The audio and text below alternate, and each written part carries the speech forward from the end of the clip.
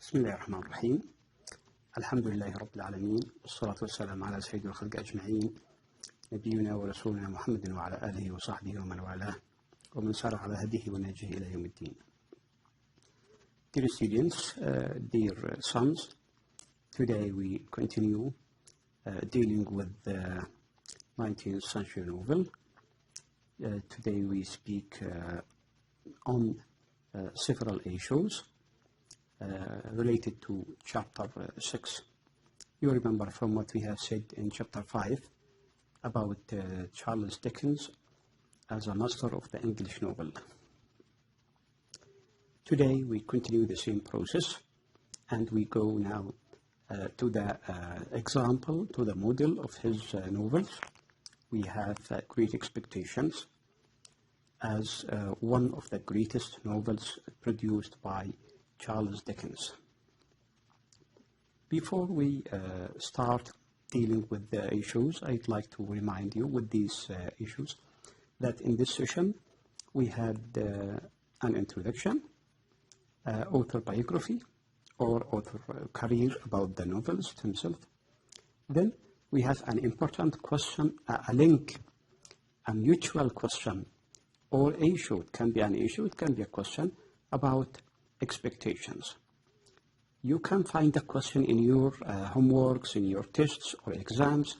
Okay, says that what are the expectations that the main character Pip or Philip Prep aspire to achieve? I mean, this question, okay, you can get, you can realize, you can understand by reading this chapter, especially this chapter, dealing with the plot summary and also with the characters, with the introduction.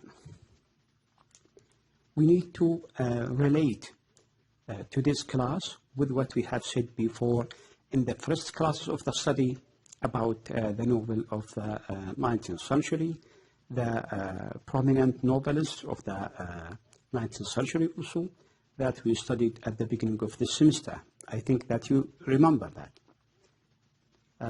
Today, also I'd like to remind you with an important point to put in your mind and to start working on it if you have not started already. This point concerns the homeworks or the tasks or the assignments or presentation, let's say, you have to do. So you have to work, you have to do something, and also your understanding should be mutual with these classes. Well, what I mean is that every one of you should select a topic. You need to choose an issue of the topics studied in the 19th century novel this semester. Read it from different sides, from the books you have, from the contents uploaded to Rapid, to your banner, through this recorded class, and also through several open access, you can say recording, video, books, essays, articles.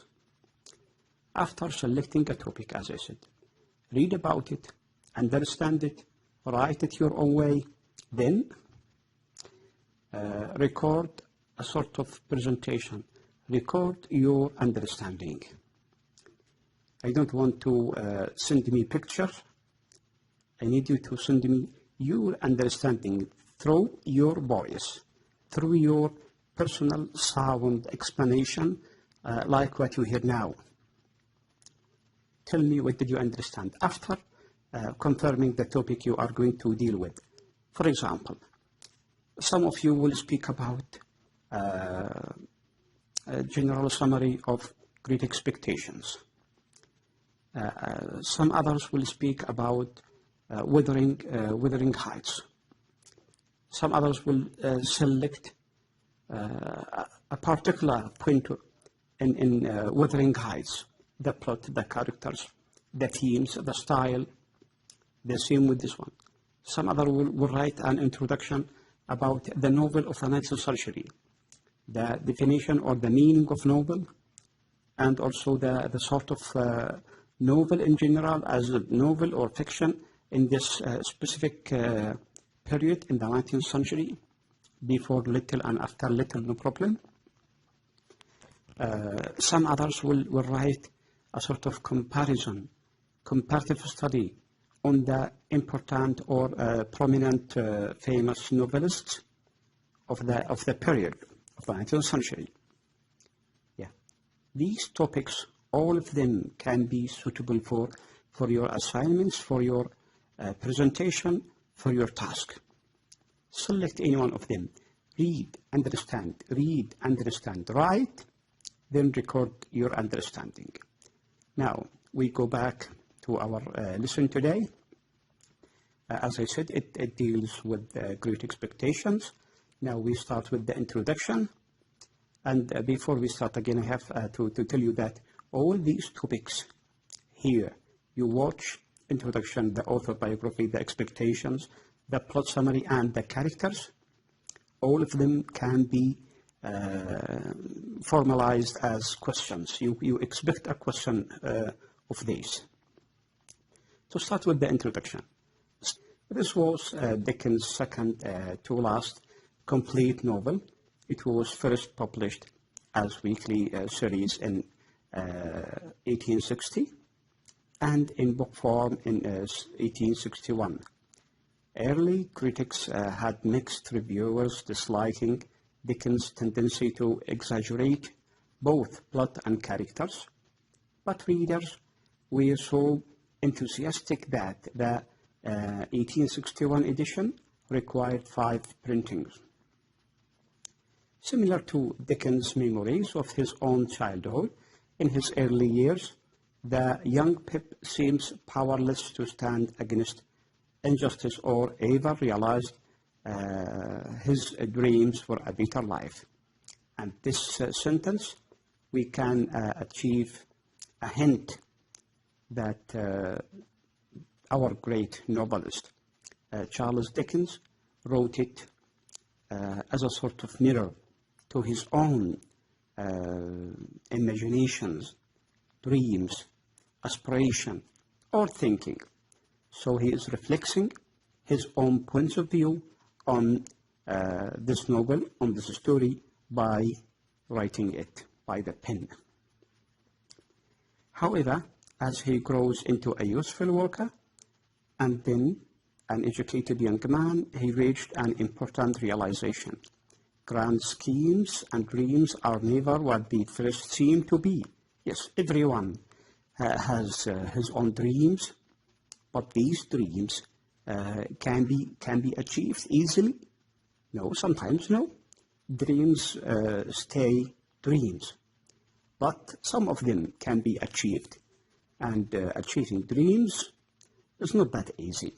It has stipulations and conditions. One of the great conditions for achieving dreams is hard work.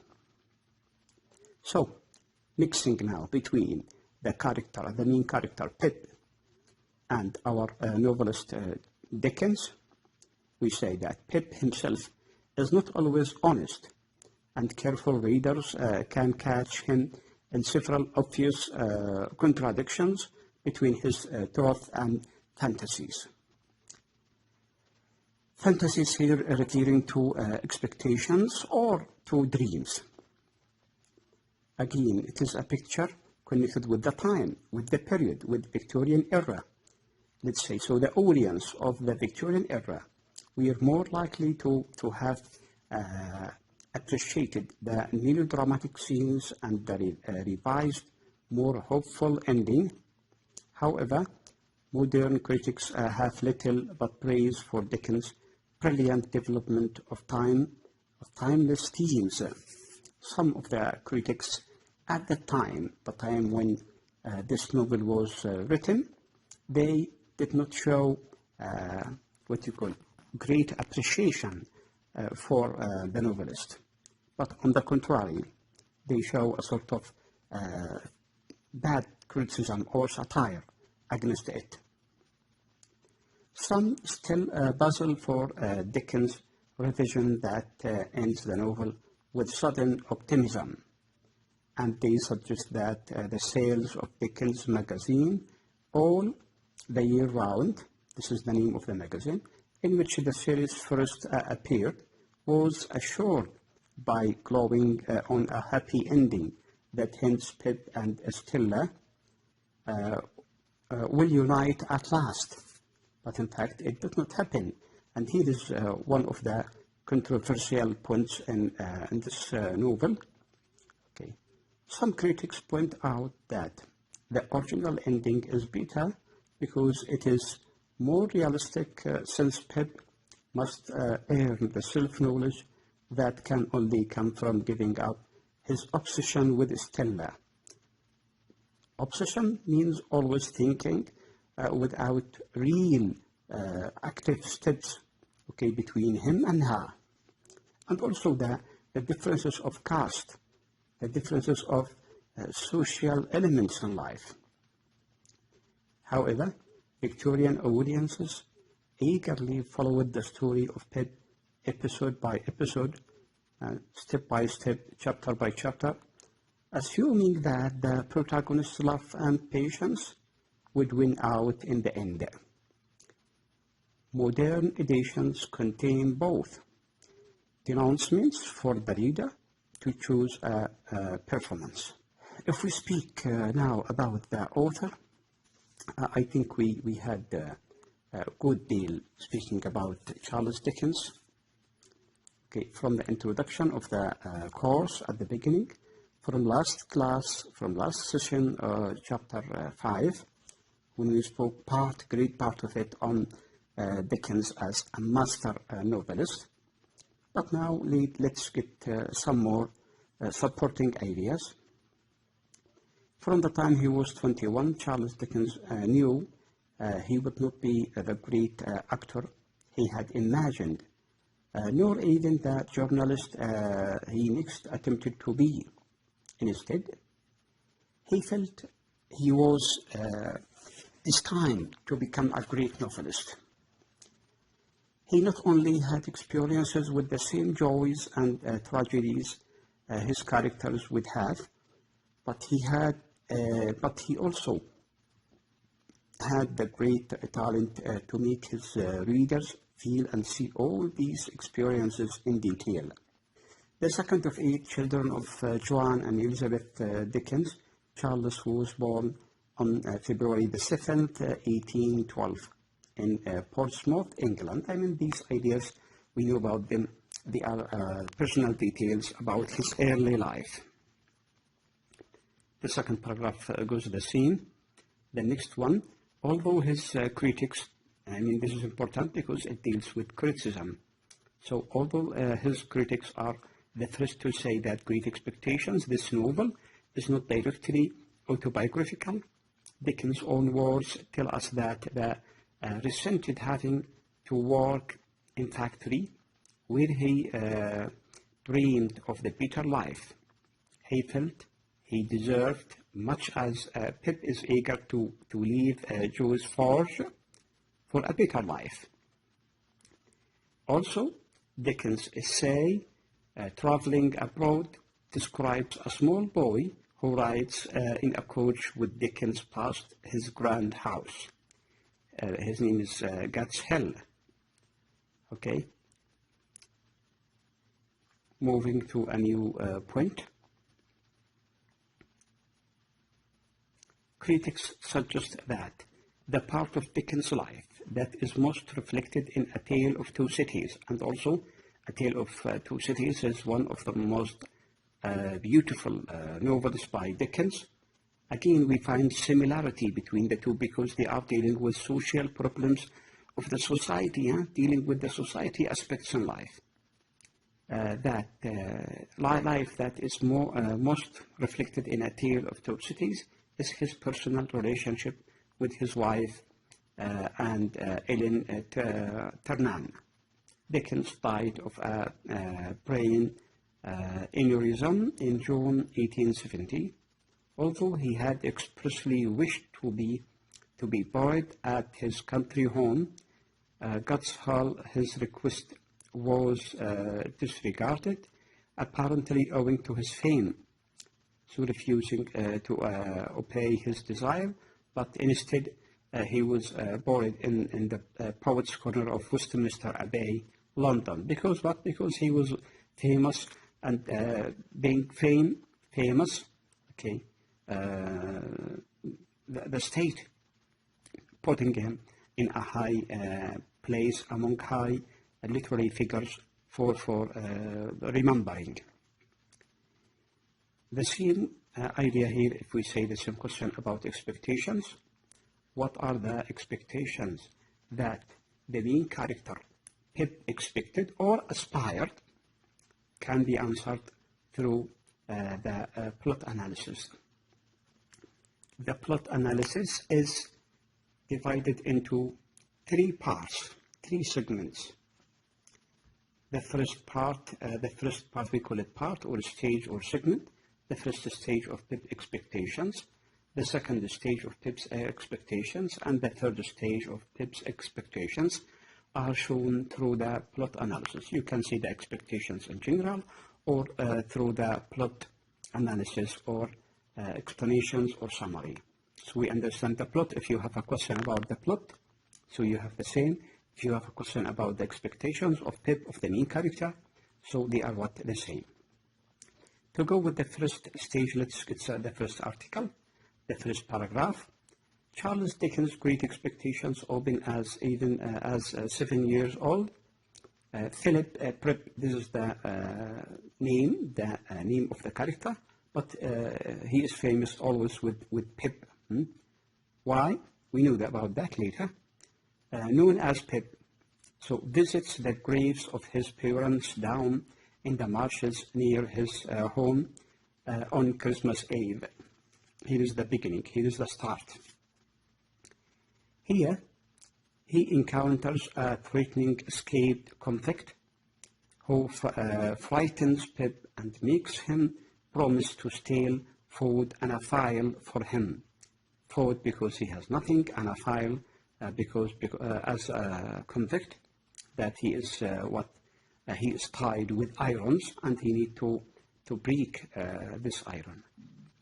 Pip steals some food from his brother-in-law, the blacksmith Joe Gargery, and his cruel sister, Mrs. Joe.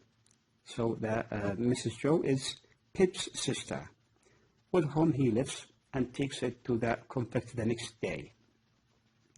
The convict is soon caught and returned to the hulks, the prison ship from which he had escaped, because there are some others of his what we call unfriendly friends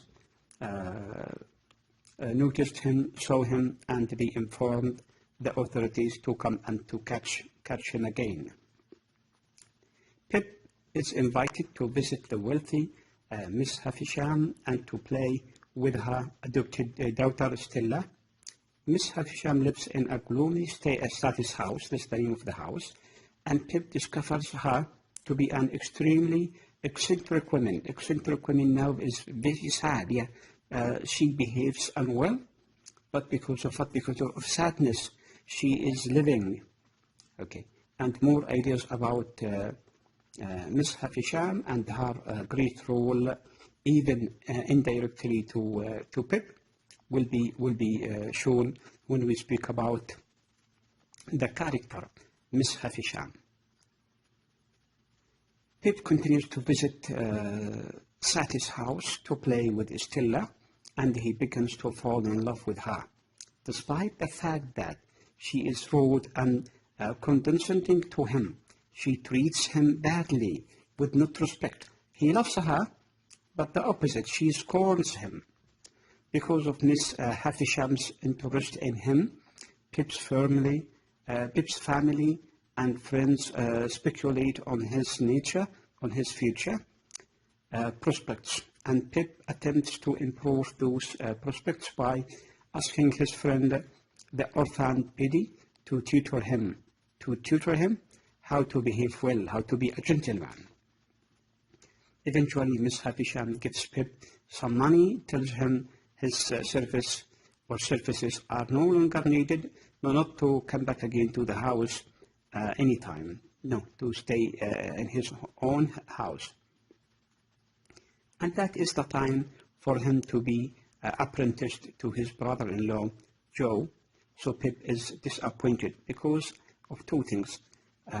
Visiting the house of Miss Havisham is a solace for him because at least he has the time to meet with his one-side beloved Stella.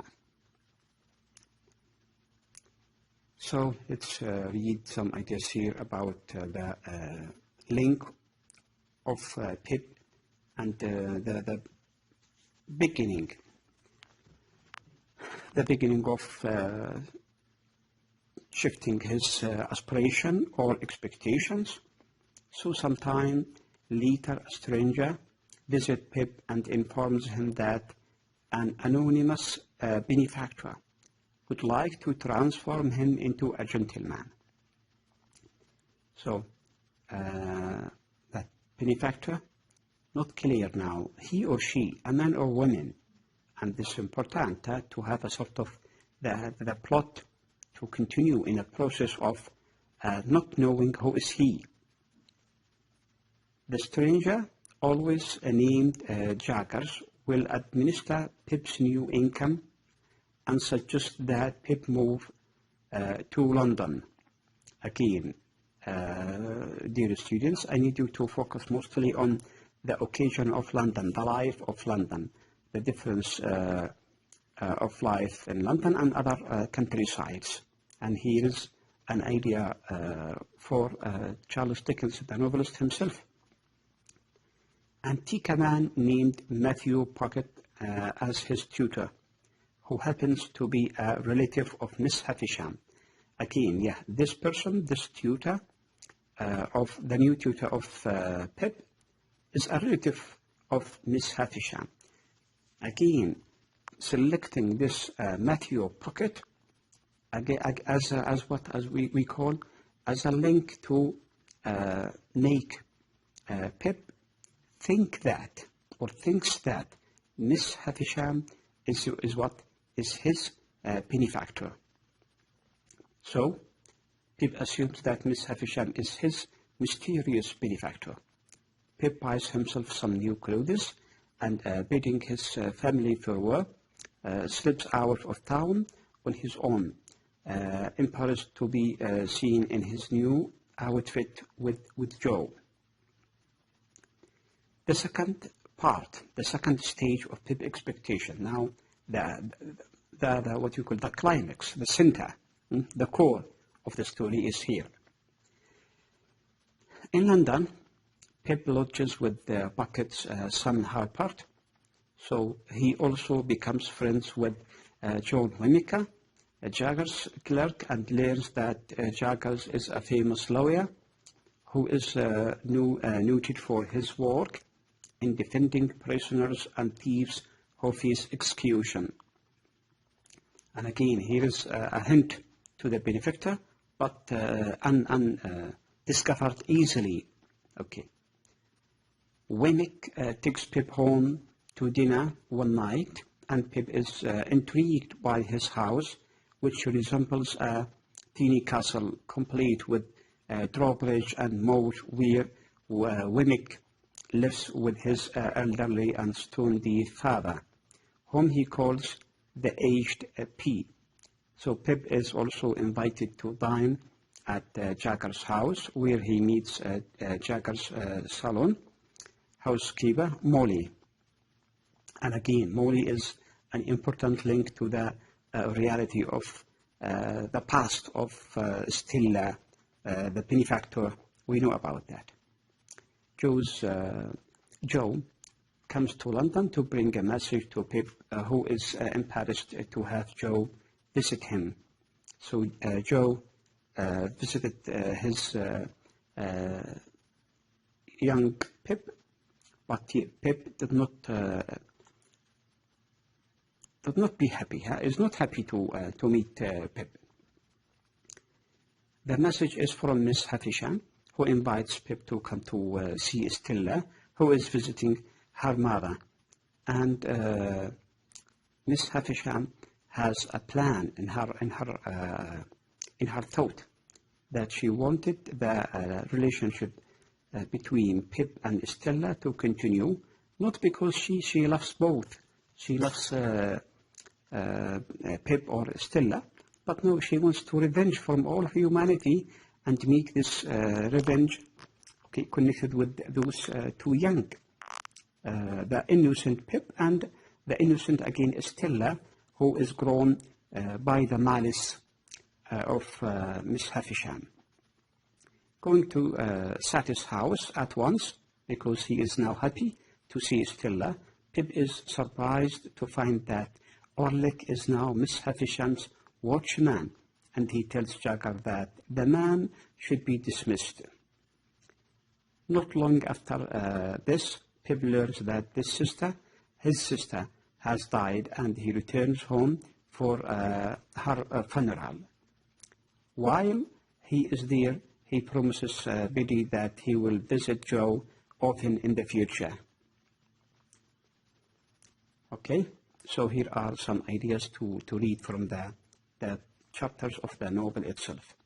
The last part, the last stage or segment of the novel, or of the expectations, which we hope that things to be discovered here. One day, Pip is visited by a stranger, and soon recognized him to be the convict to whom he had brought 4 years ago. Who is he? The convict. Okay? Magwish. His name is Magwish.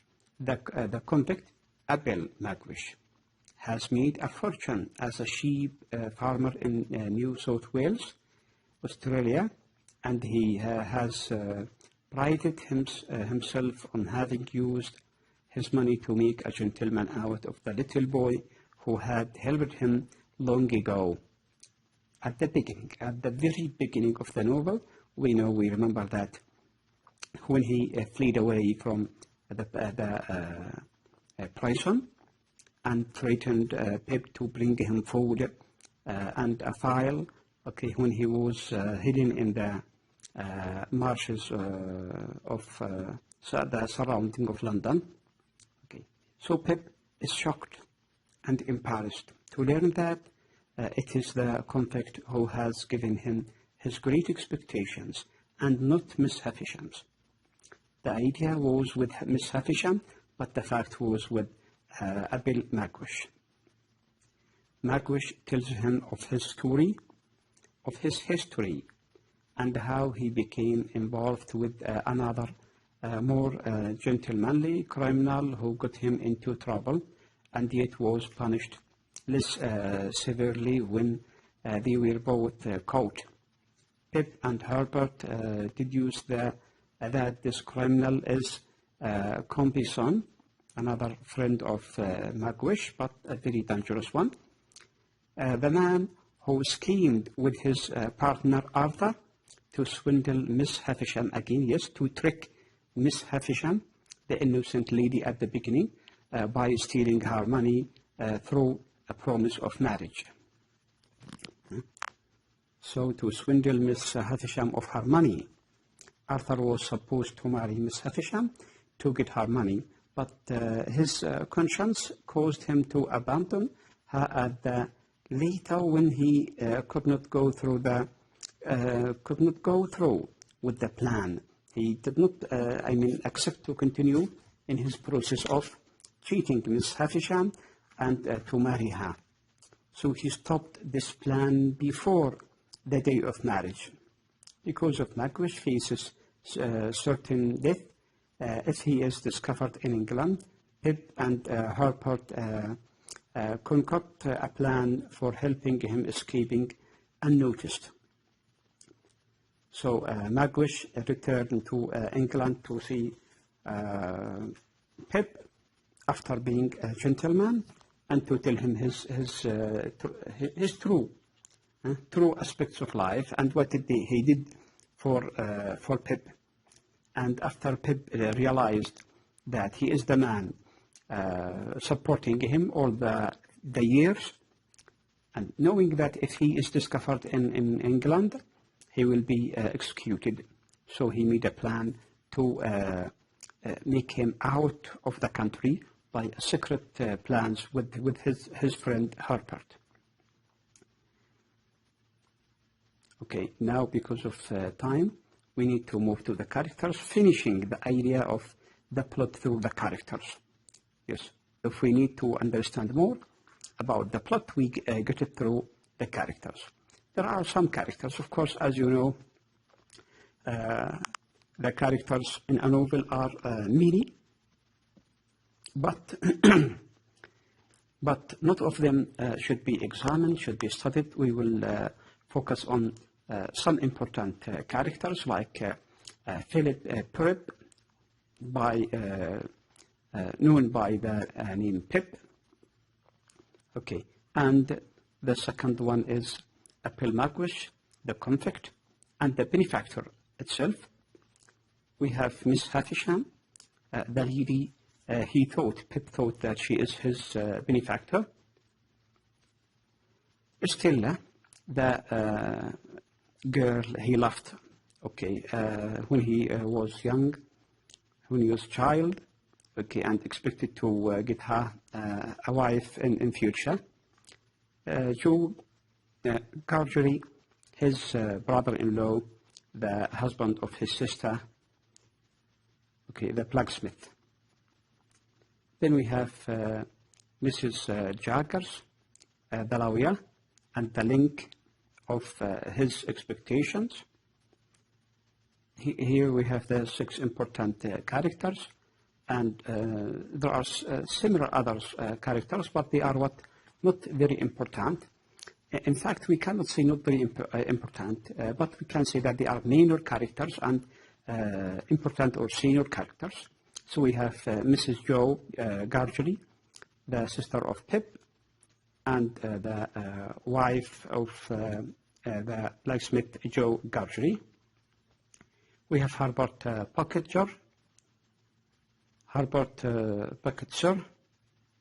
Arthur, Biddy, Compenson, Bentley Drummond, and several others.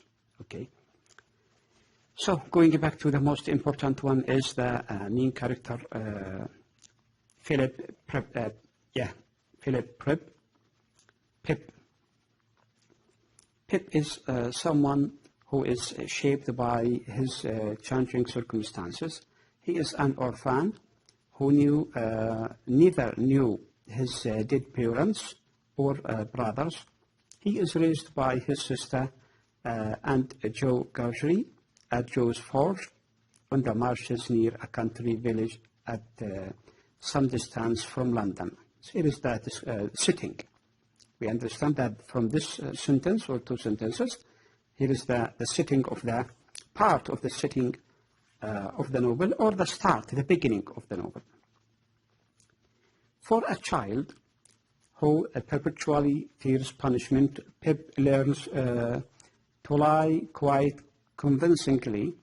A self-proclaimed sensitive boy, he is frequently beaten or starved and verbally abused by his sister. I mean, his sister was not normal in her behavior, that always she punishes him for not listening to him. He keeps only one secret from his gentle uncle, Joe Gargery. Threatened by an escaped convict Pip meets in the church cemetery, he steals food and a file, a crime. So stealing is a crime, but he did that for what? For a sort of threat after threatening him by the convict Magwish. He is certain will be his doom. So Pip is equally intimidated by the hideous Miss Havisham and the lovely Stella. Even though Stella is his own age, Pip feels dominated by the girl and obeys Miss Havisham's order to love her. And Miss Havisham, as I said, ordered him to love her, and on the other hand, ordered Stella to treat him badly, to scorn him, okay, as a sort of revenge, let's say. When Pip learns that he has an anonymous benefactor who will provide for his education in London, he eagerly leaves his apprenticeship with Joe behind, certain that his patron is Miss Havisham. Patron is the benefactor or the supporter. Havisham, who is preparing him to become a gentleman worthy of marrying Stella. This is the great plot. The great plot created by the novelist Charles Dickens. His hunch is supported by his long-standing belief that he is better than he has been treated, and that he deserves more in me as a person, telling about himself, than becoming a blacksmith like Joe, thinking that, no, he wants to be a gentleman, a person with great education, with great knowledge, experience, to be higher in rank in prestigious class, more than his brother-in-law, Joe Gargery. Furthermore, the lawyer who pays Pip's allowance is also Miss Havisham's lawyer. Again, here is what you call a connection to support the idea of Pip to think that Miss Havisham is the benefactor. However, in London, Pip's tutor, Miss Harper Bucket, Sir, turns out to be infatual, and Pip finds himself without adequate training for any profession to fit his new social class. He further discovering that all of his old expectations have been wrong-headed. Yes, as we said, the dreams sometimes, just for dreams, are not easy to be achieved. Even so, learning this seems to be his best education for Pip, who spends much of his life either daydreaming or defending himself. Such a change of heart seems heroic enough to set things right again. However, except for risking his own life to save Miss Havisham, Pip is less likely a hero than like someone who expects to win the lottery any day now, but has little idea what he will do with the money expected to spend it. In the end, he redeems himself by realizing who his true friends are when all of his expectations and money are gone. Yes, and now we should think about the point that expectations has what you call has conditions to be achieved. Okay, not dreams and to spend thinking of becoming a gentleman by only thinking and not by working or having a sort of knowledge, experience, education, or whatever. He is reunited with Joe and Betty. Betty became the new wife of Joe Gargery after the death of his sister. And his kindness to Herbert Bucket Ger is repaid. The second one is Apple Macwish. Yeah, here are some details about him revolving on the same idea. Miss Havisham, we need to get the first paragraph about her, and knowing that she was an innocent lady, but later on, because of the bad treatment of would-be fiancé, a traitor or a cheater with some others, she hated the life and she wanted to revenge from all human beings, especially the males. Okay, for what? For the bad treatment she faced in her day marriage. So always dressed in the wedding gown in which she had once planned to be married, Miss Havisham is colorless, from her hair to her faded white shoes, of which She wears only one. She wants Pip to play with Stella to act out her love-turned hatred for the man who jilted her on their wedding day. Yeah. The man who cheated her and refused to finish the process of marriage by a sort of trick, because we said that, this man, wanted to marry her only for her money. She has left the house as it was then, from the day of marriage until today, years and years. The house is not changed. Nothing has been changed in it. Even the items of her dressing table, having the same without any change, that the tools, the materials of the wedding, they stay on the table, on the desk, as they are, as they were used to be put for the first day, the day of wedding. Yes. The great room across from her chamber is likewise untouched. The cake, now eerily covered with spiders and dusty cobwebs, is in the middle of the long dining table. Again, here is what we call craftsmanship, greatness of the writer, of the novelist, Charles Dickens, to make such a story in such a way. It is her wish that this table be cleared only when she is dead, so that she may be laid on it for her wake, by arranging for repeated contact between the children, Miss Havisham. Children here we mean Pip and Stella. Miss Havisham intends that Pip will fall in love with the frosty Stella, and she constantly reminds Pip to love her, love her, love her. Okay. On the other hand, she enforces her to treat him badly. She rewards Pip's visit with coins and does not contradict him when Pip is sure that she is his anonymous benefactor. When Pip continues to visit them from London, Miss Havisham is still anxious for him to admire Stella. She wanted the relationship to continue. However, when Stella makes plans to marry Bentley Trumbull, Miss Havisham finds that she has done too well in teaching Stella to be a cold, cruel lover. Cold, cruel lover.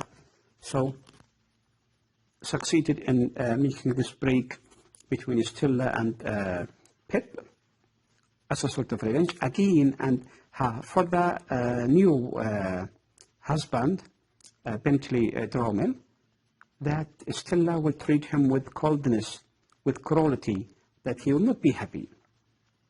Okay, so Stella plans to leave her and will not, and probably cannot express any love for Miss Havisham. After discovering from she was very young until the time of marriage, at least 10 years, for example, she was treated with enforcing hate against men. She realized that this behavior is destroying her life, so she decided to leave Miss Havisham. Here the same idea exactly as we mentioned above, in a repeating way with different style.